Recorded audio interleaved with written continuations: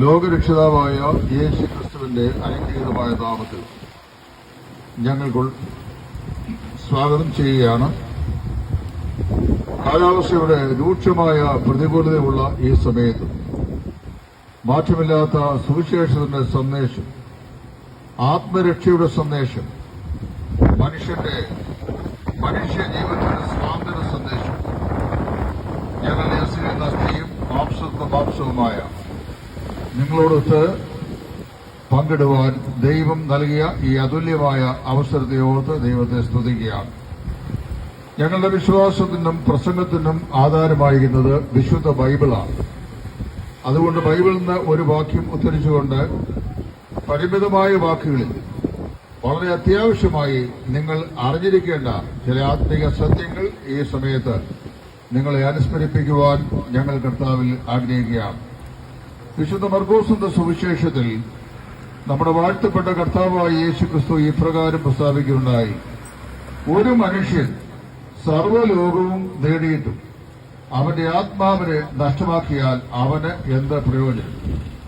അല്ല, മനുഷ്യൻ തന്റെ ജീവനെ വീണ്ടുകൊള്ളുവാൻ എന്ത് മറുവില കൊടുക്കേണ്ടി വരും? ഞാൻ ആ വാക്യം ഒരിക്കൽ കൂടി ആവർത്തിക്കുന്നു. ഒരു മനുഷ്യൻ സർവ്വലോകവും നേടിയിട്ടും തന്റെ ആത്മാവിനെ നഷ്ടമാക്കിയാൽ അവന് എന്ത് പ്രയോജനം? വളരെ പരിമിതമായ വാക്കുകൾ മനുഷ്യൻ ആരാണ്, മനുഷ്യൻ എന്താണ്, മനുഷ്യന് എന്തിനു വേണ്ടിയാണ് ഈ ലോകത്തിലേക്ക് വന്നത്, മനുഷ്യന്റെ ജീവിതത്തിന്റെ ആകത്തുക എന്താണ്, മനുഷ്യന്റെ മരണശേഷം അവനെന്താണ് സംഭവിക്കാൻ പോകുന്നത്? ഇത്രയും കാര്യങ്ങൾ അക്കമിട്ടെണ്ണി പറയുവാൻ ഞാൻ ആഗ്രഹിക്കുന്നു. ഒന്ന്, മനുഷ്യൻ ആരാണ്? ഈ മനുഷ്യൻ ആധുനിക ശാസ്ത്രം പറയുന്നത് ഏകകോശ ജീവിയായ അമീബയിൽ നിന്ന് പരിണാമത്തിന്റെ പരിണതഫലമായി ഇന്ന് കാണപ്പെടുന്ന ഈ ഇരുകാലി മനുഷ്യൻ ഉണ്ടായി എന്നാണ്. അത് ശാസ്ത്രത്തിന്റെ യുക്തിമൂശയിൽ ശാസ്ത്രം വാർത്തെടുത്ത ഒരു സിദ്ധാന്തം, പരിണാമ സിദ്ധാന്തം എന്ന ഓമന പേരിൽ അത് അറിയപ്പെടുന്നു. ചാൾസ് ഡാർവിൻ എന്ന് പറയുന്ന പ്രശസ്തനായ സയന്റിസ്റ്റാണ് അതിന്റെ ഉപജ്ഞാതാവായിട്ട് ഇരിക്കുന്നത്. ഏറിയ കാലങ്ങളിൽ ഞാനും നിങ്ങളും നമ്മുടെ ഹൈസ്കൂൾ തലങ്ങളിൽ ഈ പരിണാമ സിദ്ധാന്തം പഠിക്കുകയും അധ്യാപകർ പഠിപ്പിക്കുകയും ചെയ്തിട്ടുണ്ട്. 1974-75 ബാച്ചിലാണ് ഞാൻ SSLC പാസ്സാകുന്നു. 10ാം ക്ലാസ്സിൽ ഞങ്ങളെ പഠിപ്പിച്ചിരുന്ന ഞങ്ങളുടെ പത്തനംതിട്ട ജില്ലയിലെ പുന്നക്കാട് സ്വദേശിയായിരുന്ന ഒരു കുഞ്ഞുകുഞ്ഞു സാർ, അദ്ദേഹം ഞങ്ങളെ ബയോളജി പഠിപ്പിക്കാൻ വരുമ്പോൾ ക്ലാസ്സിൽ ഇപ്രകാരം പഠിപ്പിക്കുമായിരുന്നു: മനുഷ്യൻ പരിണാമത്തിന്റെ പരിണിതഫലമാണ്. ഏകകോശ ജീവിയായ അമീബയിൽ നിന്ന് ദ്വിപാളി ജീവികളുണ്ടായി, പിന്നീട് ത്രിപാളി ജീവികളുണ്ടായി, അത് കഴിഞ്ഞ് മൾട്ടി സെല്ലുലർ ജീവികളുണ്ടായി, കരയിലും വെള്ളത്തിലും ജീവിക്കാൻ കഴിയുന്ന ഉഭയജീവികളുണ്ടായി. അവ പിന്നെയും പരിണമിച്ചു.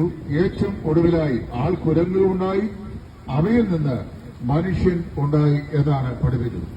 ഇതേ അധ്യാപകൻ പോകുന്ന പള്ളിയിൽ, മർത്തമ പള്ളിയിൽ, ആ ഞായറാഴ്ച അടുത്ത ഞായറാഴ്ച ഞാനും യോഗത്തിന് ചെയ്തിരുന്നു. അവിടെ ചെന്നപ്പോൾ അദ്ദേഹം വളരെ അനുസരണമുള്ള ഒരു കുഞ്ഞാടായി. അവിടെ നിന്ന് ബഹുമാനപ്പെട്ട പുരോഹിതൻ ചൊല്ലുന്ന കുർബാനയുടെ ക്രമങ്ങൾ വളരെ ഭക്തി ആദരവോടെ ചൊല്ലുന്നത് കണ്ടപ്പോൾ എനിക്ക് അത്ഭുതം തോന്നി. പള്ളി വിട്ടിറങ്ങിയപ്പോൾ ഞാൻ അദ്ദേഹത്തോട് ചോദിച്ചു: സാറേ, കഴിഞ്ഞ വെള്ളിയാഴ്ച സാറ് ഞങ്ങളെ പഠിപ്പിച്ചത് മനുഷ്യൻ കുരങ്ങിൽ നിന്നാണ് ഉണ്ടായത്, പരിണമിച്ചുണ്ടായതാണ്, ദൈവമല്ല മനുഷ്യന്റെ സൃഷ്ടിതാവ് എന്നാണ്. എന്നാൽ ഇന്ന് അങ്ങ് കിഴക്കോട്ട് തിരിഞ്ഞുള്ള ഈ പ്രാർത്ഥനയിൽ ഭക്തിയാദരപൂർവ്വം ഈ കുർബാനകളെല്ലാം ചൊല്ലുന്നുണ്ടല്ലോ എന്ന് ചോദിച്ചപ്പോ കുഞ്ഞോജി സാറിന് പറഞ്ഞ വാചകം ഇന്നലെ പറഞ്ഞ പോലെ ഞാൻ ഓർക്കുന്നുണ്ട്: അത് എന്റെ അന്നത്തിന്റെ ആവശ്യം, ഇതെന്റെ ആത്മാവിന്റെ ആവശ്യം. മനസ്സിലാക്കണം, അന്നത്തിന്റെ ആവശ്യത്തിന് സ്കൂളിൽ സിലബസ് പഠിപ്പിച്ചേ മതിയാവൂ. അത് ഗവൺമെന്റ് വെച്ചിരിക്കുന്ന പാഠാവലിയാണ്. അതിന് വിപരീതമായി പഠിപ്പിക്കാൻ സാധിക്കുകയില്ല. അത് അനുദിന അന്നത്തിന്റെ ആവശ്യകതയാണ്. അതായത് അദ്ദേഹത്തിന് ശമ്പളം കിട്ടണമെങ്കിൽ അദ്ദേഹം സർക്കാർ നിയോഗിച്ച ഈ കാര്യം ചെയ്യണം. മറ്റേതിന്റെ ആത്മാവിന്റെ വിഷയമാണ്. അന്നെനിക്ക് മനസ്സിലായി, അന്നത്തിന്റെ വിഷയമായി പരിണാമ സിദ്ധാന്തത്തെ പ്രോജ്വലമായി പ്രസംഗിക്കുന്ന ആളുകൾ ആത്മാവിന്റെ വിഷയം വരുമ്പോൾ അത് വിട്ടുപിടിക്കുന്നത് പലപ്പോഴും കാണുവാൻ സാധിക്കുന്നുണ്ട്. മനുഷ്യൻ ആരാണ്? അതിപ്രാചീന കാലം മുതലേ മനുഷ്യന്റെ മസ്തിഷ്കത്തിൽ മന്നം ചെയ്തുവന്ന മഹത്തായ ഒരു ചിന്തയാണ് ഒരു ചോദ്യമാണ്. മനുഷ്യൻ എന്താണ്? ആധുനിക ജൈവശാസ്ത്രം പറയുന്നത്, രാസിക ജൈവശാസ്ത്രം പറയുന്നത് മനുഷ്യൻ ഒരു ജൈവരാസ പിണ്ഡം ആണെന്നാണ്. മനുഷ്യന്റെ ജൈവരാസ പിണ്ഡം എന്ന് പറഞ്ഞു കഴിഞ്ഞാൽ 14ലധികം രാസിക യൗഗികങ്ങളുടെ ഒരു സംയുക്ത രൂപമാണ് ഈ പറയപ്പെട്ട മനുഷ്യൻ. 6 അടി 2 ഇഞ്ച് നീളമുള്ള ഞാൻ ഈ പ്ലാറ്റ്ഫോമിൽ നിന്ന് ഇവിടെ സംസാരിക്കുമ്പോൾ നിങ്ങൾ മനസ്സിലാക്കണം, ആധുനിക രാസിക ജൈവിക ശാസ്ത്രം പറയുകയാണ് മനുഷ്യൻ ഒരു ജൈവരാസപിണ്ഡമാണ്. മനുഷ്യന്റെ ശരീരത്തിലെ മാംസത്തെയും അതിന്റെ ബന്ധപ്പെട്ട രക്തത്തെയും ഒരു ജൈവ രാസിക ലബോറട്ടറിയിൽ അതിന്റെ അടിസ്ഥാന ഘടകങ്ങളായി വിഘടിപ്പിക്കുവാൻ അനുവദിച്ചാൽ ആധുനിക ശാസ്ത്രം പറയുന്നു carbon, silicon, potassium, magnesium, manganese, iron, copper, silver, sodium chloride, കൊഴുപ്പ് തുടങ്ങി 14ലധികം രാസിക യൗഗികങ്ങൾ വേർതിരിച്ച് എടുക്കുവാൻ സാധിക്കും. അതിന് 1976 ഒരു സ്വീഡിഷ് ശാസ്ത്രജ്ഞനായിരുന്ന ഡോക്ടർ നീൽസു ജേക്കബ് സൊലാപ്സൺ അദ്ദേഹം അഭിപ്രായപ്പെട്ടത് 16 രൂപ 25 പൈസ വിലയുള്ളതാണ്. നാണയത്തിന്റെ മൂല്യം ക്രമാതീതമായി കുറഞ്ഞു വന്ന ഈ കാലഘട്ടങ്ങളിൽ 1976 ഡോക്ടർ നീൽസു ജേക്കബ് സൊലാപ്സൺ അഭിപ്രായപ്പെട്ട 16 രൂപ 25 പൈസ എന്നുള്ളത് 1,65,000 രൂപയായി എന്ന് കൂട്ടിയാലും മനുഷ്യന്റെ മൂല്യം വാസ്തവത്തിൽ അതല്ല. അത് 16 രൂപ 25 പൈസയല്ല, 1,65,250 രൂപയുമല്ല. എനിക്ക് നിങ്ങൾക്ക് അറിയാവുന്ന യാഥാർത്ഥ്യമുണ്ട്. വൈദ്യശാസ്ത്രം അത്യന്തം വളർന്ന് പന്തലിച്ച അഭിവൃദ്ധിപ്പെട്ട ഒരു കാലഘട്ടത്തിലാണ് ഞാൻ നിങ്ങൾ ജീവിക്കുന്നത്. ഇന്ന് നമ്മുടെ കവലയ്ക്ക് ധാരാളം അലോപ്പതി ഹോസ്പിറ്റലുകളുണ്ട്.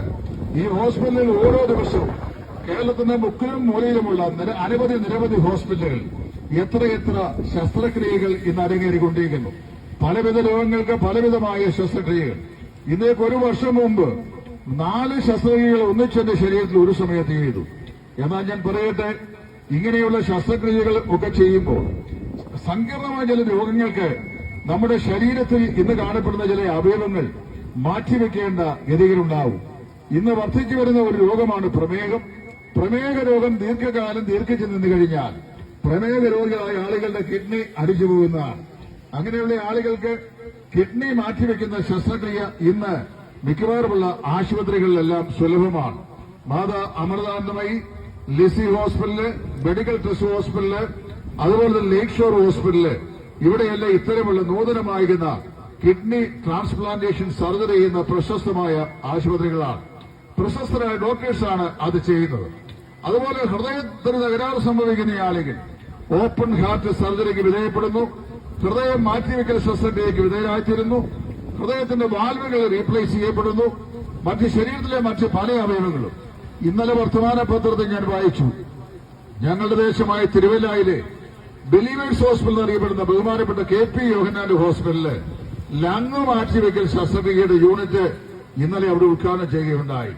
ശ്വാസകോശ സംബന്ധമായ രോഗത്താൽ ഭാരപ്പെടുന്ന രോഗികൾക്ക് അനധിവിദൂര ഭാവിയിൽ നമ്മുടെ ശ്വാസകോശവും അതിനോട് ബന്ധപ്പെട്ട സാധനങ്ങളുമൊക്കെ ഇനിയും കച്ചവടച്ചരക്കായി കമ്പോളത്തിൽ നിന്ന് വാങ്ങി അത് ഫിക്സ് ചെയ്യുന്ന സമ്പ്രദായം നമ്മുടെ ഹോസ്പിറ്റലിലൂടെ ആവിഷ്കരിച്ചു കഴിഞ്ഞു.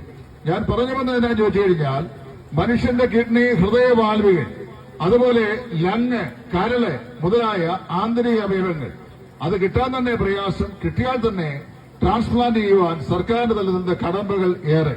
ഈ കടമ്പകളെല്ലാം പിന്നിട്ട് മാറ്റിവെച്ചാൽ ഓരോന്നിനും അവയവങ്ങൾ വാങ്ങുവാൻ ലക്ഷങ്ങളുടെ വില, മാത്രമല്ല അത് മാറ്റിവെക്കുവാൻ പിന്നെയും ലക്ഷ്യങ്ങൾ.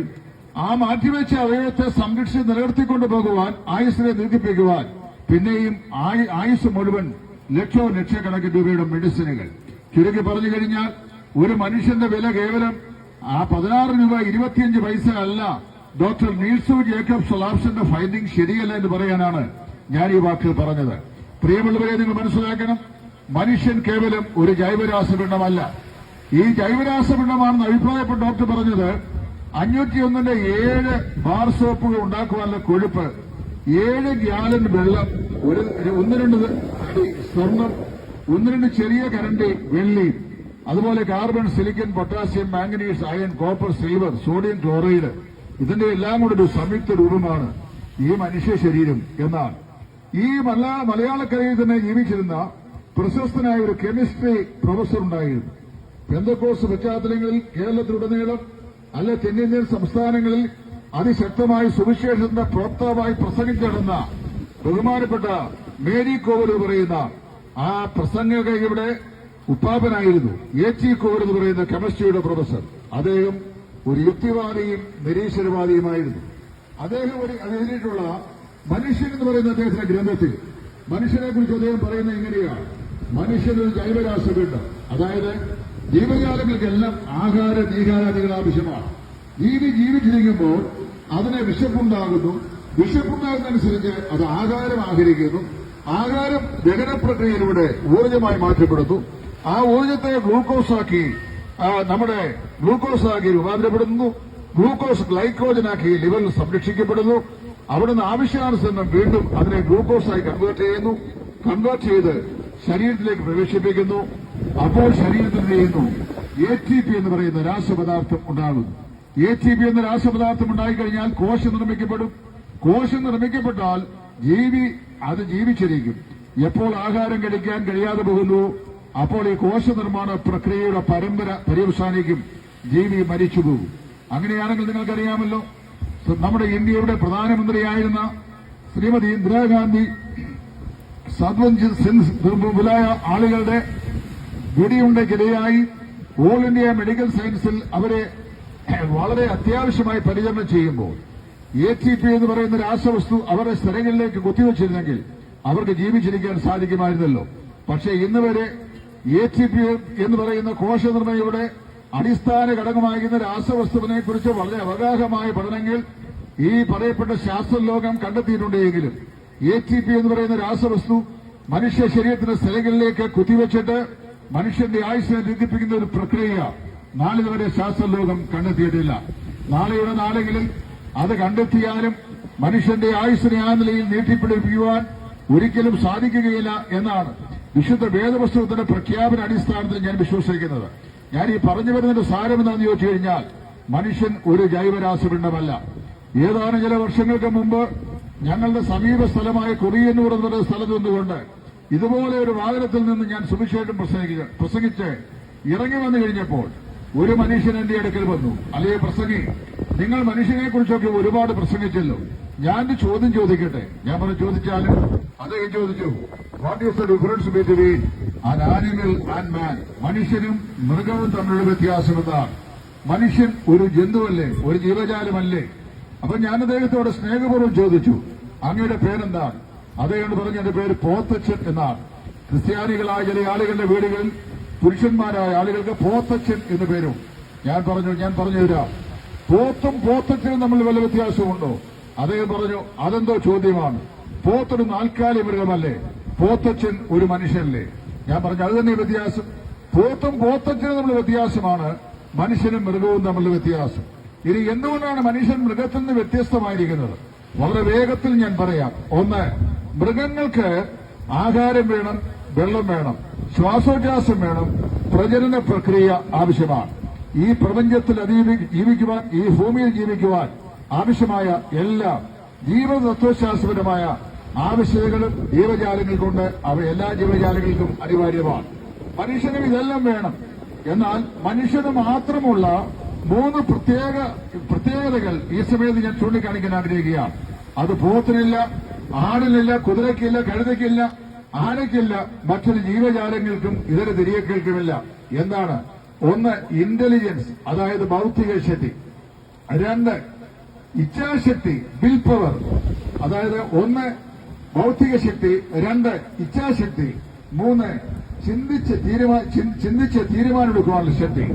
ഇത് 3ഉം ഇതര തിരിയക്കൾക്കില്ല. ഇന്ന് നാം കാണുന്ന ലോക സൃഷ്ടി മുതലുള്ള പ്രപഞ്ചത്തിലെ ഭൂമിയിലെ ഇതര തിരിയക്കളായ ജീവജാലങ്ങൾ അവയ്ക്കെല്ലാം നൈസർഗികമായ ബുദ്ധി ദൈവം സൃഷ്ടി നൽകുന്നു.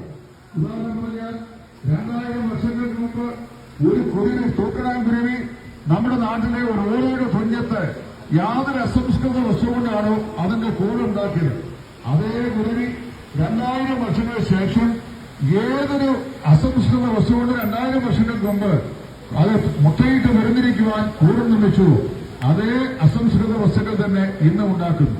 2000 വർഷങ്ങൾക്ക് മുമ്പ് ഏതൊരു കൂടിന്റെ രൂപമാണ് അതുണ്ടാക്കിയത്, അതേ രൂപത്തിലാണ് ഇന്നും അത് ഉണ്ടായിക്കൊണ്ടിരിക്കുന്നത്. അത് കുരുവി മാത്രമല്ല, എല്ലാ പക്ഷികളും അങ്ങനെ തന്നെയാണ്. അതിന്റെ കൂടുകെട്ട് നിർമ്മാണത്തിന് യാതൊരു വിധമായ വൈവിധ്യതകളും ഉണ്ടായിട്ടില്ല. പണ്ട് എങ്ങനെയായിരുന്നു അങ്ങനെ തന്നെയാണ് ചെയ്യുന്നത്. പണ്ടത് ഏത് നിലയിലാണ് പൊരുന്നിരുന്നത് അങ്ങനെ തന്നെയാണ് പൊരുന്നിരിക്കുന്നത്. ഏത് നിലയിലാണോ അതിന്റെ കുഞ്ഞുങ്ങളെ പുലർത്തിപ്പോകുന്നത് അങ്ങനെ തന്നെയാണ് അത് പുലർത്തിക്കൊണ്ടുപോകുന്നത്. എന്നാൽ മനുഷ്യൻ അങ്ങനെയല്ല. കാലത്തിനനുസരിച്ചുള്ള മാറ്റങ്ങൾ മനുഷ്യ ജീവിതത്തിൽ ഉണ്ടായിട്ടുണ്ട്. മനുഷ്യന്റെ സാമൂഹിക സാംസ്കാരിക വിദ്യാഭ്യാസ മണ്ഡലം ഏറ്റവും അധികം പ്രബുദ്ധമായി തീർന്നു. മനുഷ്യന്റെ ബുദ്ധിശക്തി 1300 ഗ്രാം തൂക്കമുള്ള മസ്തിഷ്കം കൊണ്ട് ആഴിയുടെ അടിത്തല വളർത്തുവാൻ, ആകാശത്തിന്റെ അയറായിലേക്ക് പറന്നുയരുവാൻ, ശിശുവിന് ജന്മം നൽകുവാൻ, മസ്തിഷ്കം മറിച്ചിട്ട് ശസ്ത്രക്രിയ ചെയ്യുവാൻ, എന്ന് വേണം പറയണം. മനുഷ്യ ജീവന്റെ ജനിതക ഘടനയുടെ നിരകളെ തന്നെ എണ്ണിത്തിട്ടപ്പെടുത്തി. ഇതാണ് മനുഷ്യ ജനിതക ഘടകങ്ങൾ എന്ന് പരസ്യമായി ലോകത്തോട് പ്രഖ്യാപിക്കുവാൻ കഴിയുന്ന ബൗദ്ധികമായ ഉണർവ് ഉള്ള ജീവിയാണ് മനുഷ്യൻ. 2, ചിന്താശക്തി, ചിന്തിക്കുവാനുള്ള കഴിവ്. മനുഷ്യരുടെ പോലെ ഇതര തിരികൾക്കില്ല. അത് മനുഷ്യന് മാത്രമുള്ള പ്രത്യേകതയാണ്.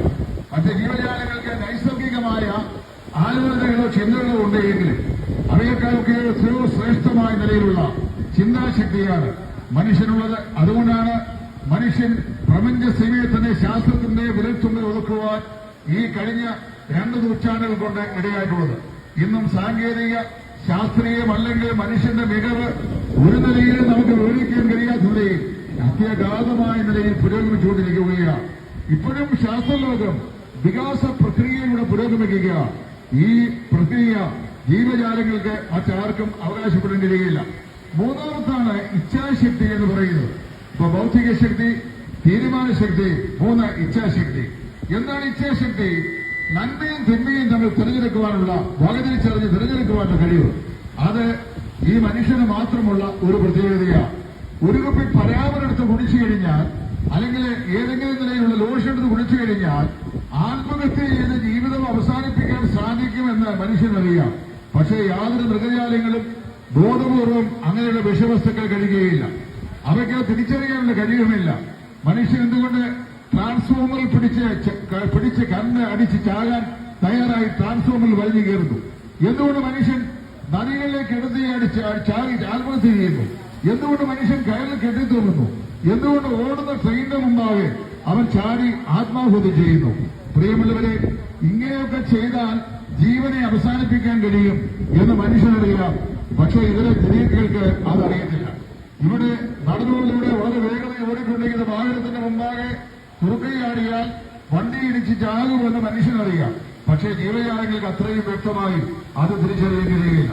അപ്പൊ ഇച്ഛാശക്തി, ബുദ്ധിശക്തി, തീരുമാനശക്തി എന്നിങ്ങനെയുള്ള ത്രിവിധമായ സവിശേഷതകൾ മനുഷ്യന് മാത്രം നൽകപ്പെട്ട ഒന്നാണ്. ഇതിനേക്കാൾ ഉപരിയായി മനസ്സിലാക്കപ്പെട്ട മറ്റൊരു ഘടകമുണ്ട്. അതിന്റെ പേരാണ് ആന്തരിക കോടതിയായ മനസ്സാക്ഷി എന്ന് പറയുന്നത്. നന്മയും തിന്മയും ചീത്തയും നല്ലതും തമ്മിൽ തിരിച്ചറിയാനുള്ള, ഭേദോഭേദങ്ങളെ വിവേചിച്ചറിയുവാനുള്ള, അവയെ വിവേചിച്ചറിഞ്ഞ് സ്വീകരിക്കുവാനോ സ്വീകരിക്കാതിരിക്കുവാനോ ഉള്ള കഴിവ് മനുഷ്യന് മാത്രം ഉള്ള ഒന്നാണ്. കുറ്റബോധം മനുഷ്യന് മാത്രമുള്ള ഒന്നാണ്. അതൊരു മനസ്സാക്ഷിയിൽ നിന്ന് ലഭിക്കുന്ന, അത് വിശ്വാസിക്കും അവിശ്വാസിക്കുമുണ്ട്. ഞാൻ പറയട്ടെ, ഈ നാളുകളിൽ നമ്മുടെ കേരളത്തിൽ വളരെയധികം വിഷമതകൾ അനുഭവിച്ചുകൊണ്ടിരിക്കുന്ന ഒരു പ്രതിസന്ധിയാണ് പേപ്പട്ടിയുടെ കളി ആളുകൾ കേൾക്കുക എന്നുള്ളത്. കഴിഞ്ഞ ദിവസം അറിയാൻ 27 ലക്ഷം ആളുകളെയാണ് കഴിഞ്ഞ 5-10 വർഷങ്ങൾക്കുള്ളിൽ പേപ്പട്ടിയുടെ വിഷബാധ ഈ രാജ്യത്തേറ്റിട്ടുള്ളത്. ഇന്ന് നമ്മളത് ഭയപ്പെടുന്നു. കാരണം ഇന്നെല്ലാം നമുക്ക് പട്ടിയെ കൊന്നുകളയാൻ അങ്ങനെ അനുമതി പത്രിക ഇതുവരെ ഗവൺമെന്റ് ഭാഗത്ത് 100% ലഭിച്ചിട്ടില്ല.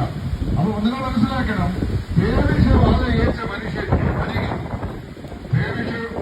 പേവിഷബാധയുള്ള ഒരു പട്ടി ഏതെങ്കിലും മനുഷ്യനെ കടിച്ചിട്ട് ആക്രമിച്ചിട്ട് നാളിൽ ഒരു മാനവചരിത്രത്തിൽ ആ പേപ്പട്ടി വന്ന് ആ മനുഷ്യരോട് എനിക്ക് പോയി, ഞാൻ എന്നെ അറിയാതെ കടിച്ചുപോയി, അങ്ങ് പേവിഷബാധ മുഴുവനായി മാറിയല്ലോ, എനിക്കത് കുറ്റബോധമുണ്ട് എന്ന് പറഞ്ഞാൽ നിങ്ങൾ കേട്ടിട്ടുണ്ടോ? ഇല്ല. ഏതെങ്കിലും മൂർഖൻ പാമ്പ് ആരെയെങ്കിലും കടിച്ചിട്ട് ആ മൂർഖൻ പാമ്പിന് ഒരു കുറ്റബോധം ഉള്ളതായി നിങ്ങൾ കേട്ടിട്ടുണ്ടോ? ഇല്ല. മനുഷ്യൻ അങ്ങനെയല്ല. അവന്റെ അന്തരാത്മാവിൽ അവരെ നിരന്തരമായി അവരുടെ തെറ്റുകളെ ഓർമ്മപ്പെടുത്തുകയും അവരെ കുറ്റബോധമുള്ളവരാക്കുകയും അവരെ കുറ്റപ്പെടുത്തിക്കൊണ്ടിരിക്കുകയും ചെയ്ത ഒരാന്തരിക കോടതി ഏത് മനുഷ്യന്റെയും ഉള്ളിലുണ്ട്. അങ്ങനെ വരുമ്പോൾ മനുഷ്യൻ കേവലം ജൈവരാസമെന്നാലെന്നും മനുഷ്യന്റെ ഈ കാണപ്പെടുന്ന ഭാഗ്യമായ പ്രകടനങ്ങൾക്കപ്പുറത്ത് ആന്തരികമായ ഏതോ ഒരു ദിവ്യത്വം മനുഷ്യൻ കുടികൊള്ളുന്നുണ്ട് എന്നുള്ള യാഥാർത്ഥ്യവും ഞാനും നിങ്ങളും അംഗീകരിച്ചേ മതിയാവുകയുള്ളൂ. ഇത് നിങ്ങൾ വിശ്വസിച്ചാലും ഇല്ലെങ്കിലും അംഗീകരിക്കേണ്ട ഒരു യാഥാർത്ഥ്യമാണ്.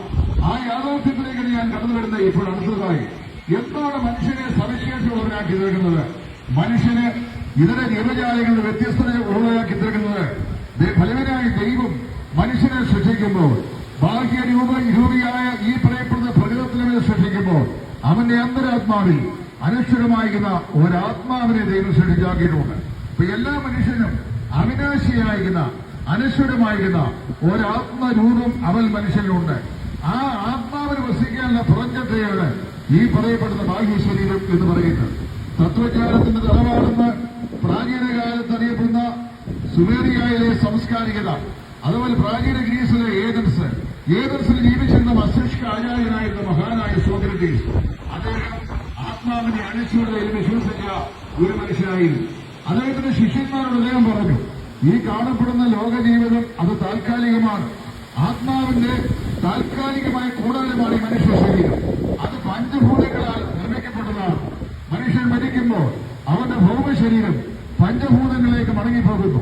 എന്നാൽ അവന്റെ പഞ്ചഭൂത നിർമ്മിതമായിരിക്കുന്ന ഈ ഭൗമശരീരത്തിൽ അധിവസിക്കുന്ന ആത്മാവ് അത് ശരീരത്തെ വിട്ട് ബഹിർഗമിച്ച് അത് ആകാശഗോളങ്ങൾക്ക് അപ്പുറത്തേക്ക് മറയുന്നു. അത് അദ്ദേഹത്തെ വാസ്തവത്തിലേക്ക് യുവാക്കന്മാരെ വഴിതെറ്റിക്കുന്നു എന്നുള്ള കുറ്റം ചുമത്തി അന്ന് 7 അംഗ ജൂറി സംഘം സോക്രട്ടീസിനെ വിസ്തരിച്ചു. സോക്രട്ടീസിനെ 7 അംഗ സംഘം വിസ്തരിച്ചിട്ട് അദ്ദേഹത്തെ കുറ്റക്കാരനായി കണ്ടെത്തി. എന്തായിരുന്നു കുറ്റം? ആത്മാവ് ഉണ്ട് എന്ന് അദ്ദേഹം പഠിപ്പിച്ചു. അദ്ദേഹത്തിന്റെ ശിഷ്യന്മാരെ പഠിപ്പിച്ചു. മനുഷ്യൻ കേവലം ഒരു ജൈവരാസമുണ്ടെന്നല്ല എന്ന് പഠിപ്പിച്ചു. മനുഷ്യന്റെ അന്തരാത്മാവ് ഒരു യാഥാർത്ഥ്യമാണ്. അത് സൃഷ്ടാവായ ദൈവം തന്നെ മനുഷ്യനിൽ വെച്ചിരിക്കുന്ന വ്യവസ്ഥിതിയാണ് എന്ന് അദ്ദേഹം പഠിപ്പിച്ചു. അതാണ് അദ്ദേഹം ചെയ്ത ഏറ്റവും വലിയ തെറ്റ്. അതിനുവേണ്ടി അദ്ദേഹത്തെ 7 അംഗ ജൂറി സംഘം വിസ്തരിച്ചു. വിസ്താരവേളയിൽ വിഷദ്രാവകം കലക്കിയ വീഞ്ഞ് അദ്ദേഹത്തെ കുടിപ്പിച്ചാണ് കൊല്ലുവാനായിട്ട് വിധി പ്രഖ്യാപിച്ചത്. ഏറ്റവും ഒടുവിലായി ആ 7 അംഗ ജൂറി സംഘം ഈ മഹാനായ മസ്തിഷ്ക ആചാര്യൻ സോക്രട്ടീസിനെ നോക്കി പറഞ്ഞു, അല്ലയോ Socrates, the time has come for you to die and for us to leave. അതായത് നിനക്ക് മരിക്കാനും ഞങ്ങൾക്ക് ജീവിക്കുവാനുള്ള സമയം സമാഗതമായിരിക്കും. അദ്ദേഹം സുസ്ഥിര വതനായി അവിടെ നിന്നുകൊണ്ട് ലഘുപുഞ്ചിരിയോടുകൂടെ ഈ 7 അംഗ ജൂറി സംഘത്തെ നോക്കി പറഞ്ഞല്ലോ, 7 അംഗ ജൂറി സംഘമേ, നിങ്ങൾ വിധി കൽപ്പിച്ചല്ലോ എനിക്ക് മരിക്കാനും നിങ്ങൾക്ക് ജീവിക്കുവാനുള്ള സമയം സമാഗതമായത്. എന്നാൽ ഒരു വസ്തു ഞാൻ പറയട്ടെ, നിത്യത മാത്രമാണ് ആരാണ് യഥാർത്ഥത്തിൽ ജീവിക്കാൻ പോകുന്നത് എന്ന് തീരുമാനിക്കുന്നത് എന്ന് അദ്ദേഹം പറഞ്ഞു. അത് പറഞ്ഞ ശേഷം അദ്ദേഹത്തിന് കലക്കിക്കൊടുത്ത വിഷദ്രാവകം അദ്ദേഹം കുടിച്ചു. അദ്ദേഹം മരിച്ചു.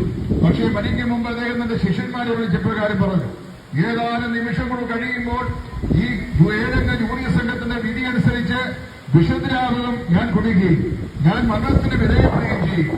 അങ്ങനെ ഞാൻ മരിച്ചു കഴിയുമ്പോൾ സോക്രട്ടീസ് മരിച്ചുപോയി എന്ന് നിങ്ങൾ എന്നെക്കുറിച്ച് പറയരുത്. പാഞ്ചഭൗതികമായ എന്റെ ശരീരം അത് നിങ്ങൾ പട്ടണയിലേക്ക് ദഹിപ്പിക്കുവാനായി നിങ്ങൾ എടുത്തുകൊണ്ട് പോകുമ്പോൾ ഒരു കാര്യം ചെയ്യണം, സോക്രട്ടീസിനെ കൊണ്ടുപോകുന്നത് പറയരുത്. സോക്രട്ടീസിന്റെ ആത്മാവ് ആകാശഗോളങ്ങൾക്ക് അപ്പുറത്തേക്ക് ഓടിപ്പോയിരിക്കും. പഞ്ചഭൂതങ്ങളാൽ നിർമ്മിക്കപ്പെട്ടവന്റെ ഭൗമ ശരീരത്തെയാണ് നിങ്ങൾ പട്ടണയിലേക്ക് കൊണ്ടുപോകുന്നത് എന്ന് പറയണം എന്ന് പറഞ്ഞു. തന്റെ നിര്യാണ വേളയിൽ ഏറ്റവും ഒടുവിലായി സോക്രട്ടീസ് പറഞ്ഞ പ്രസംഗം എന്ന് പറയുന്നത് മാനവ ചരിത്രത്തിൽ ഇന്ന് വരെ മസ്തിഷ്കമുള്ള ആർക്കും മന്നം ചെയ്ത് മനസ്സിലാക്കാൻ കഴിയുന്ന ഏറ്റവും വലിയ തത്വചിന്തയാണ്. പ്രിയപ്പെട്ട സ്നേഹിതരെ, ഇവിടെ ദീർഘിപ്പിക്കുവാൻ ആഗ്രഹിക്കുന്നില്ല. എനിക്ക് നിങ്ങൾക്കും അനന്തമായ അനശ്വരമായ ഒരു ആത്മസത്തയുണ്ട്. വിശുദ്ധ വേദപുസ്തകങ്ങൾ ആത്മസത്തയെക്കുറിച്ചാണ് പറയുന്നത്. മർക്കോസിന്റെ സുവിശേഷം 6 യേശുക്രിസ്തു ഇപ്രകാരം പറഞ്ഞു, ഒരു മനുഷ്യൻ സർവ്വലോകവും നേടിയിട്ടും അവന്റെ ആത്മാവിനെ നഷ്ടമാക്കിയാൽ അവന് എന്ത് പ്രയോജനം? ഈ ലോക ജീവിതത്തിൽ എന്തെല്ലാം മനുഷ്യൻ നേടിയാലും അമ്പര ചുമ്മികളായ സൗകര്യം ഉണ്ടാക്കിയാലും പിന്നെ വേണ്ടോളം ധനവും സമ്പത്തും അവൻ സമ്പാദിച്ചു കൂട്ടിയാലും വേണ്ടോളം സ്വർണ്ണക്കട്ടികൾ സമ്പാദിച്ചവന്റെ നിലവറയെ അവൻ സൂക്ഷിച്ചു വെച്ചാലും അവന്റെ ആരോഗ്യ സംരക്ഷണത്തിനായിട്ട് ഏതെല്ലാം ക്രമീകരണങ്ങളും ചെയ്താലും ഒരു കാര്യം മനസ്സിലാക്കണം, മനുഷ്യന് ഒരാത്മാവുണ്ട്. ഈ ആത്മാവ് അതിനെ വീണ്ടെടുക്കുവാൻ ഒരിക്കലും അവന്റെ സമ്പത്തുകൾ കൊണ്ട്, അവന്റെ അത്യധ്വാനങ്ങൾ കൊണ്ട്, അവന്റെ വിദ്യാസമുള്ളത് കൊണ്ട്, അവന്റെ നേട്ടങ്ങൾ കൊണ്ട്, അവന്റെ ബുദ്ധിശക്തി കൊണ്ട് അവനൊരിക്കലും സാധിക്കുന്നില്ല. ഈ അന്തരാത്മാവിന് സാരമായൊരു തകരാറും വിശുദ്ധ ബൈബിൾ ഇങ്ങനെ പറയുന്നു, മനുഷ്യൻ പാപത്തിലാണ് ജനിച്ചിട്ടുള്ളത്. മനുഷ്യന്റെ അന്തരാത്മാവ് പാപത്താൽ മലിനവശമാണ്. മനുഷ്യൻ ഇന്ന് മോഷ്ടിക്കുന്നു, മനുഷ്യൻ വ്യഭിചരിക്കുന്നു, മനുഷ്യൻ പിടിച്ചുപറിക്കുന്നു, മനുഷ്യൻ അയോഗ്യമായ നിരവധി പ്രവൃത്തികൾ ചെയ്യുന്നു. ഇതെല്ലാം ചെയ്യുമ്പോൾ നമ്മൾ സാധാരണയായി മനുഷ്യനെ പാപി എന്ന് വിളിക്കുമ്പോൾ പാപം അവൻ ചെയ്യുന്ന കൊലപാതകം, അതുപോലെ മോഷണം, പിടിച്ചുപറി, പരസംഗം, വ്യഭിചാരം, മദ്യപാനം, സാമൂഹ്യപരമായ മറ്റു കുറ്റകൃത്യങ്ങൾ, ഇതിനെയൊക്കെ നമ്മൾ സാധാരണയായി പാപമെന്ന് ഓമനപ്പേര് വിളിക്കാറുണ്ട്. വാസ്തവത്തിൽ അതൊന്നും പാപമല്ല. പാപമെന്ന് പറയുന്ന വൃക്ഷത്തിന്റെ പക്വം പ്രാപിച്ച ഫലങ്ങളാണ് ഞാൻ ഈ അക്കമിട്ടേണ്ടി പറഞ്ഞ കാര്യങ്ങളെല്ലാം. അതല്ലെന്ന് ലോകത്തിന്റെ 5 വൻകരകളിൽ അരങ്ങേറിക്കൊണ്ടിരിക്കുകയാണ്. കഴിഞ്ഞ നൂറ്റാണ്ടുകൾ ജീവിച്ച മനുഷ്യനേക്കാൾ ഏറ്റവും അധികം മനുഷ്യന്റെ സാമൂഹിക വ്യവസ്ഥതയും സാംസ്കാരിക വ്യവസ്ഥതയും എല്ലാം വളരെ അഭിവൃദ്ധി പ്രാപിച്ചിട്ടും മനുഷ്യനെ നന്നാക്കുവാൻ മനുഷ്യനെ ഒരു നിലയിലും സാധിച്ചിട്ടില്ല. ഒരു കാലഘട്ടത്തിൽ മനുഷ്യൻ ചിന്തിച്ചു, മനുഷ്യൻ വിദ്യാഭ്യാസത്തിന്റെ കുറവ് കൊണ്ടാണ് അവൻ പാപം ചെയ്യുന്നത് എന്ന്. അങ്ങനെ ചിന്തിച്ച മാതാപിതാക്കൾ കഷ്ടപ്പെട്ട് പണമുണ്ടാക്കി യൂറോപ്യൻ രാജ്യങ്ങളിലേക്ക്, അമേരിക്കൻ ഐക്യനാടുകളിലേക്ക്, കാനഡയിലേക്ക്, ജർമ്മനിയിലേക്ക്, ഓസ്ട്രേലിയയിലേക്ക്, ന്യൂസിലൻഡിലേക്കൊക്കെ അവരുടെ കുഞ്ഞുങ്ങളെ പറഞ്ഞയച്ചു. അവിടെ ചെന്ന് സാംസ്കാരികമായി ഉന്നതി പ്രാപിച്ച രാജ്യങ്ങളിൽ ചെന്ന് അവിടെയുള്ള യുവതലമുറയോട് ഇടപെടുകയും അവരെന്ത് ചെയ്തു? വിദ്യാസമ്പന്നരായ ഭാവികളായി മാറി. ഇനി സംസ്കാരത്തിന്റെ കുറവാണെങ്കിൽ സാംസ്കാരികമായ അഭിവൃദ്ധി പ്രാപിച്ച രാജ്യങ്ങളിലേക്ക് നമ്മൾ യുവതലമുറ കുടിയേറിയില്ലേ? അവരുടെ ഭാഷഭാവത്തിന്റെ എന്തെങ്കിലും മാറ്റം സംഭവിച്ചിട്ടുണ്ടോ? ഇല്ല. സംസ്കാര സമ്പന്നനായ ഭാവിയായി മനുഷ്യൻ പിന്നെയും അവശേഷിക്കുന്നു. ഞാൻ പറഞ്ഞു വന്നൊരു സാരം, മനുഷ്യന്റെ അന്തരാത്മാവിനെ ഗ്രസിച്ചതും മനുഷ്യനെ നന്നാക്കുവാൻ കഴിയാത്തതും ലോകത്തിലെ യാതൊരു വ്യവസ്ഥകൾ കൊണ്ടും മനുഷ്യനെ രൂപപ്പെടുത്തിയെടുക്കുവാൻ കഴിയാത്തതുമായ നിലയിൽ മനുഷ്യന്റെ അന്തരാത്മാവ് അതിഭയാനകമായിരുന്ന ഒരു അധപ്പതനത്തിലേക്ക് അധപ്പതിച്ചു പോയിരിക്കുകയാണ്. ഈ മനുഷ്യാത്മാവിനെ നന്നാക്കുവാൻ ലോകത്തിൽ ഒരു മനുഷ്യനും സാധിക്കത്തില്ല.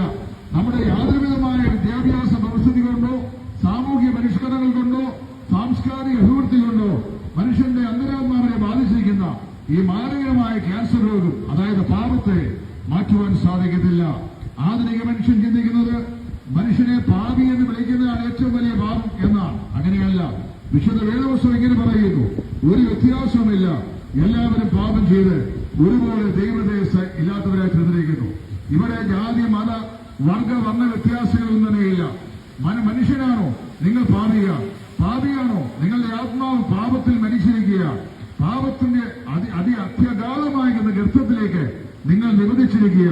പ്രിയപ്പെട്ട സ്നേഹിതരെ, അങ്ങനെ പാപത്താൽ മലീമസമാക്കപ്പെട്ട മനുഷ്യന്റെ ആത്മാവ് ദൈവത്തിങ്കിലേക്ക് മടങ്ങി വരുവാൻ കഴിയാതെ വണ്ണം, സ്വന്തം പ്രയത്നങ്ങൾ കൊണ്ട് ദൈവത്തിങ്കിലേക്ക് മടങ്ങി വരുവാൻ കഴിയാതെ വണ്ണം, അവന്റെ സൽപ്രവൃത്തികൾ കൊണ്ട് ദൈവത്തെ സാധിപ്പിക്കാൻ ആവോളം അവൻ പരിശ്രമിച്ചു.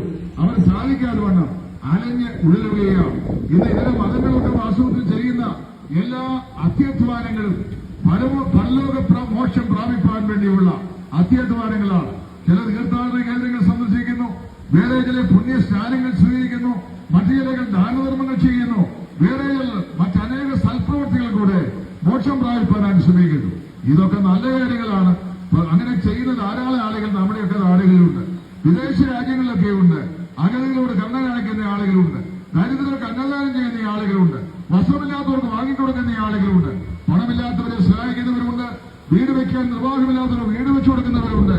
മാരകമായ രോഗം ബാധിച്ച ആളുകളെ ചികിത്സിക്കുവാൻ സാമ്പത്തിക സഹായം ചെയ്യുന്ന ആളുകളുണ്ട്. വിദ്യാഭ്യാസം ചെയ്യുവാൻ കഴിയാത്ത കുഞ്ഞുങ്ങളെ അവരുടെ ഭാവി പുരോഗതിയെ ലക്ഷ്യമാക്കി വിദ്യാഭ്യാസ സഹായം ചെയ്യുന്ന ആളുകളുണ്ട്. ഇതൊക്കെ ശരിയാണ്. അപ്പോഴും മനുഷ്യന്റെ അടിസ്ഥാനപരമായ പ്രശ്നത്തിന് പരിഹാരം കണ്ടെത്തുവാൻ മനുഷ്യന് സാധിക്കുന്നില്ല. എന്താണ് മനുഷ്യന്റെ അടിസ്ഥാനപരമായ പ്രശ്നം? അവൻ അരിയില്ല, തുണിയില്ല, പണമില്ല, പാർപ്പിടമില്ല എന്നുള്ളതല്ല, ജോലിയില്ല എന്നുള്ളതല്ല. മനുഷ്യന്റെ അടിസ്ഥാനപരമായ പ്രശ്നം അവന് സമാധാനമില്ല, സന്തോഷമില്ല, സംതൃപ്തിയില്ല എന്നുള്ളതാണ്. അതിന്റെ കാരണം എന്താണ്? മനുഷ്യൻ പാപിയാണ് എന്നുള്ളതാണ്.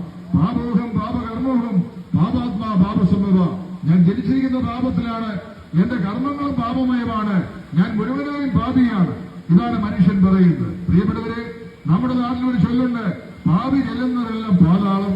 മനുഷ്യൻ ഇങ്ങനെ പാപിയായി ജനിച്ച് പാപിയായി ജീവിച്ച് പാപിയായി ഒരു ദിവസം മരണത്തിന് അടിമപ്പെട്ട് കഴിഞ്ഞാൽ, ഒരു ദിവസം ഞാൻ നിങ്ങൾ മരണത്താൽ ഈ ഭൂമിയെ വിട്ട് മാറ്റപ്പെടണമല്ലോ.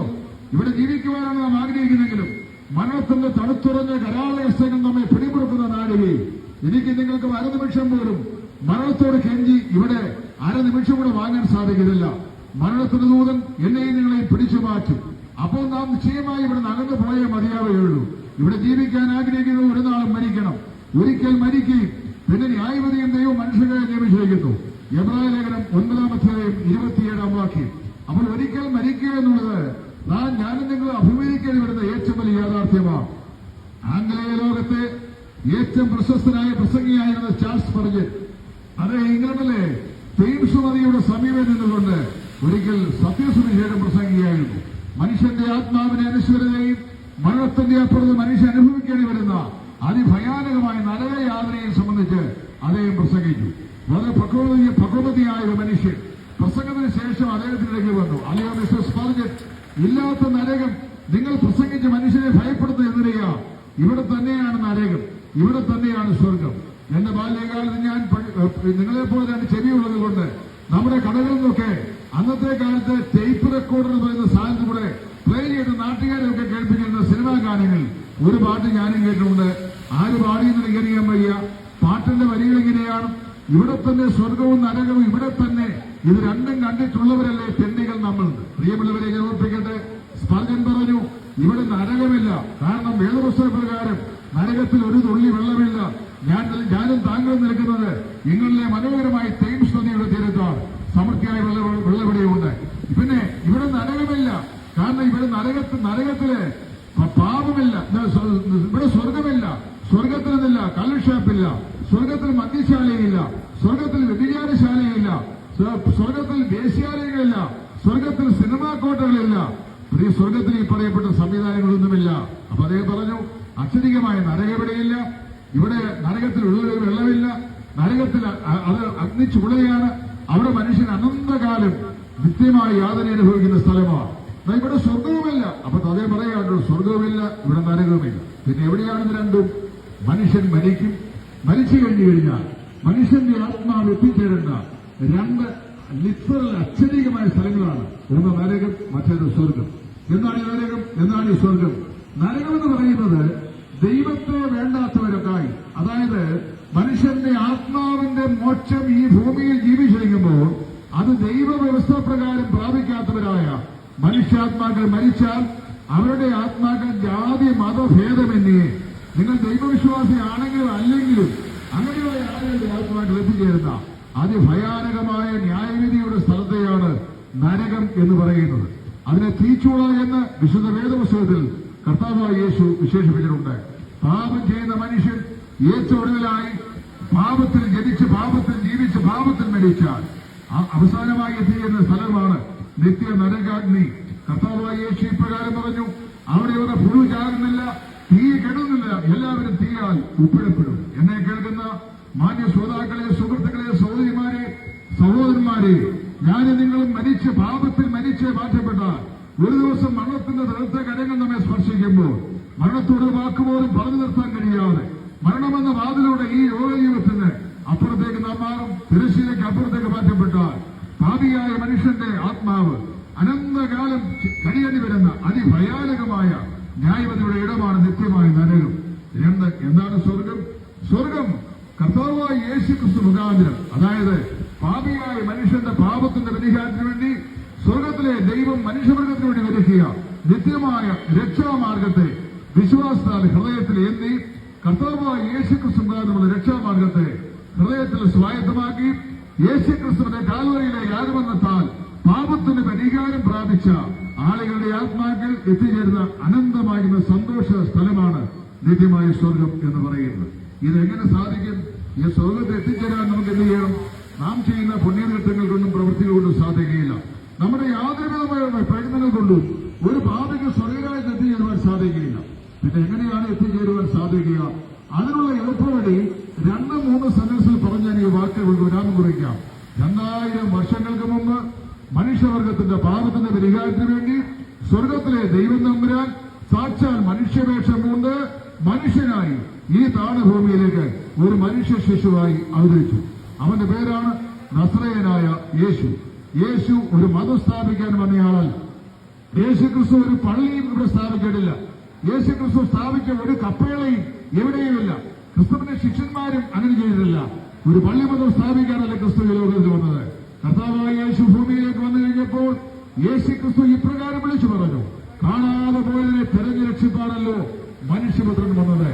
ദൈവഭവനത്തിൽ നിന്ന് അതിക്രമങ്ങളാലും പാപങ്ങളാലും വിദൂരതയിലേക്ക് നഷ്ടപ്പെട്ടുപോയ അകന്നുപോയ പാപിയായ മനുഷ്യനെ, നരകത്തിന് വിധിക്കപ്പെട്ട മനുഷ്യനെ, നിത്യശിക്ഷാവിലേക്ക് വിധിക്കപ്പെട്ട മനുഷ്യനെ പാപത്തിന്റെ അതിഭയാനകമായ നരകാഗ്നിയിൽ നിന്ന് കൈപിടിച്ചുയർത്തി നിത്യജീവന്റെ സമാധാനവും സന്തോഷവും അവന്റെ ജീവിതത്തിൽ പ്രദാനം ചെയ്യുവാൻ സ്വർഗം ഭൂമിയെ സന്ദർശിച്ചപ്പോൾ ദൈവം മനുഷ്യവർഗം നൽകിയ ഏറ്റവും വലിയ ദാനമാണ് തന്റെ പുത്രനും നമ്മുടെ രക്ഷിതാവുമായ കർത്താവായ യേശു.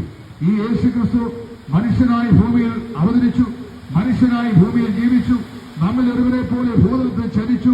33 തിരുവയസ്സിന്റെ അന്ത്യത്തിൽ പൊന്തിയോസ് പീലാത്തോസ് എന്ന് പറയുന്ന യഹൂദിയയിലെ ഗലീലയുടെ ഗവർണറായിരുന്ന നാടുകാരുടെ മുമ്പാകെ വിസ്തരിക്കപ്പെട്ട് കാൽവരിയിലെ ഗോൽഗോഥ കുന്നിന്മേൽ ആ കാലഘട്ടങ്ങളിൽ ഏറ്റവും വലിയ കൊള്ളക്കാരായ 2 കള്ളന്മാരുടെ നടുവിൽ കാരണന്മാരികളാൽ ഭൂഷിതനായി അരിമത്തിലെ യോസേഫിന്റെ കല്ലറയിൽ സംസ്കരിക്കപ്പെട്ട് 3-ാം ദിവസം മരണത്തെ ജയിച്ച് ജയാളിയായി ഉയർത്തെഴുന്നേറ്റ് ഇന്ന് സ്വർഗത്തിൽ ജീവിക്കുന്നു. ആ കർത്താവായ യേശു ക്രിസ്തു പറഞ്ഞു, ലോകത്തിൽ ജീവിച്ചെന്ന് എന്നിൽ വിശ്വസിക്കുന്ന ഏവരും മരിച്ചാലും ജീവിക്കും. പ്രിയമുള്ളവരെ, മരണം മനുഷ്യ ജീവിതത്തിന്റെ തിരശ്ശീലയല്ല. മനുഷ്യന്റെ ഈ ലോകത്തിലെ ജീവിതത്തിന്റെ അവസാനമാണ്. ഇതിന്റെ അപ്പുറത്തേക്കുള്ള ഒരു പുതിയ ജീവിതത്തിന്റെ ആരംഭമാണ് മരണം എന്ന് പറയുന്നത്. അതിന് 2 അന്തങ്ങളുണ്ടെന്ന് ഞാൻ പറഞ്ഞല്ലോ. ഒന്ന് നിത്യമായ നാശം, മറ്റൊരു നിത്യമായ രക്ഷ. ഈ നിത്യമായ രക്ഷയിലേക്ക് നിങ്ങളെ ആനയിക്കുവാൻ ദൈവത്തിന് ഒരു പദ്ധതിയുണ്ട്. ആ പദ്ധതി എന്റെ പുത്രനായ യേശു ക്രിസ്തുവിന്റെ കാൽവരിയിലെ ബലിമരണ മുഖാന്തരമായി ദൈവം സൗജന്യമായി സകല മാനവജാതിക്കും ഒരുക്കിയിരിക്കുന്നു. കർത്താവായ യേശു ക്രിസ്ത്യാനികളെ രക്ഷിപ്പാൻ വന്നവനല്ല. കർത്താവായ യേശു യഹൂദന്മാരെ രക്ഷിപ്പാൻ വന്നവനല്ല. കർത്താവായ യേശു ലോകത്തിന്റെ പാപം ചുമന്നൊഴിക്കുന്ന ദൈവത്തിന്റെ കുഞ്ഞാടായി സ്വർഗത്തിൽ നിന്ന് ഭൂമിയിൽ അവതരിച്ച ദൈവത്തിന്റെ പുത്രനാണ്. ഈ കർത്താവായ യേശു ക്രിസ്തുവിനെ രക്ഷിതാവും കർത്താവുമായി എന്റെ ഹൃദയത്തിലേക്ക് സ്വീകരിപ്പാൻ കർത്താവിന്റെ അളവിറ്റ കൃപയാൽ എന്റെ 9-ാമത്തെ വയസ്സിൽ എനിക്ക് അവസരമുണ്ടായി. ഞാൻ പാപിയായ ഒരു മനുഷ്യനാണെന്നും എന്റെ പാപത്തിന്റെ പരിഹാരത്തിന് വേണ്ടിയാണ് ദൈവത്തിനായ യേശു ക്രിസ്തു കാൽവരിയിലെ ഗോൽഗോഥായിൽ നൊന്ന് ചെന്നുടഞ്ഞ് തന്റെ പ്രാണനെ ഏൽപ്പിച്ചതെന്നും ഞാൻ വിശ്വസിച്ചു.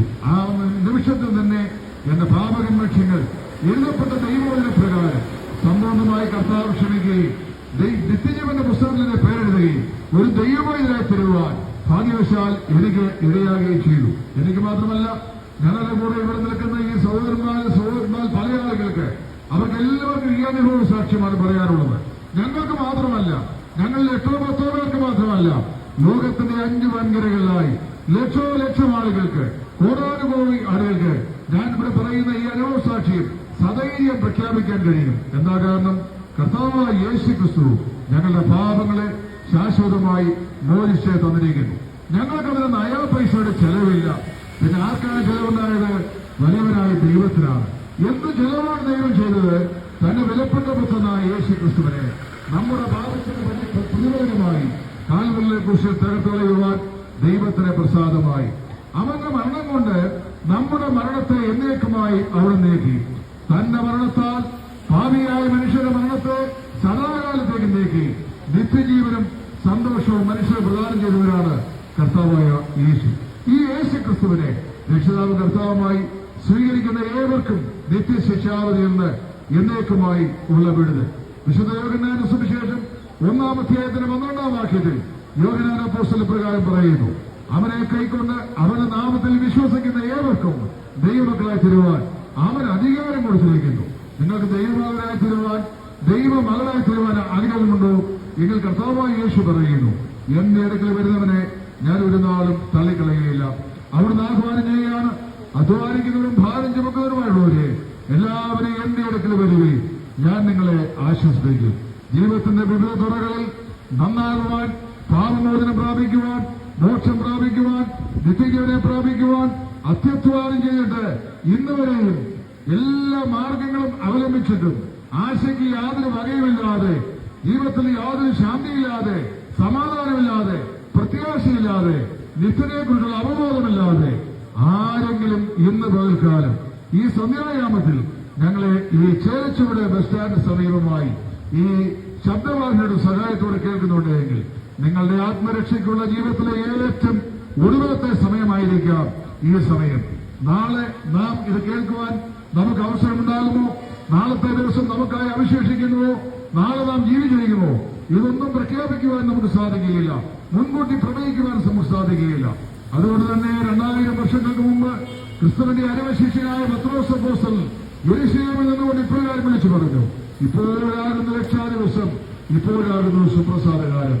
പ്രിയ സഹോദര സഹോദരി, ദൈവത്തിനായ യേശു ക്രിസ്തുവിനെ നിന്റെ ജീവിതത്തെ സമർപ്പിച്ചേൽപ്പിച്ചുകൊണ്ട്, കർത്താവേ, ഞാനും പാപിയായ ഒരു മനുഷ്യനാണ്, എന്റെ പാപത്തിന്റെ പരിഹാരത്തിന് വേണ്ടി അങ്ങ് കാലവരയിലെ കൊലക്കളത്തിൽ ഭാവപരിഹാരമായി ക്രൂശിതനായി അരിമത്യയിലെ യോസേഫിന്റെ കഥയിൽ അവിടുന്ന് സംസ്കരിക്കപ്പെട്ടു.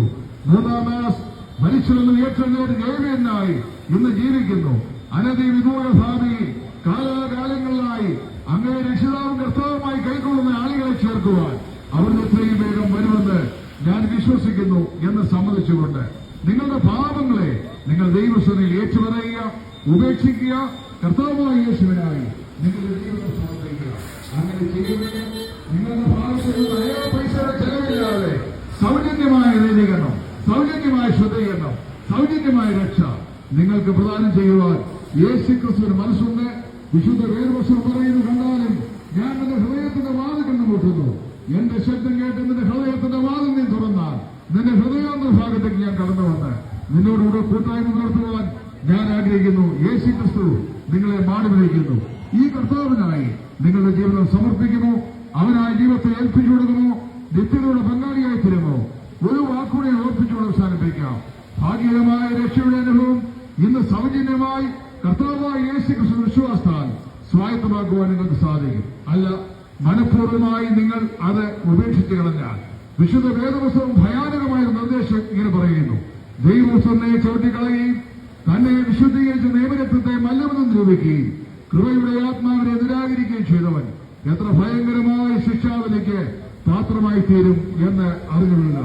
ആകയാൽ ഇപ്പോഴാകുന്ന രക്ഷാദിവസം, ഇപ്പോഴാകുന്ന സുപ്രസാദകാലം ഈ കർത്താവായ യേശുവിനായി നിങ്ങളുടെ ജീവിതം സമർപ്പിച്ച് ദൈവസേനയിൽ അവനായി നിങ്ങളെ തന്നെ സമർപ്പിക്കുക.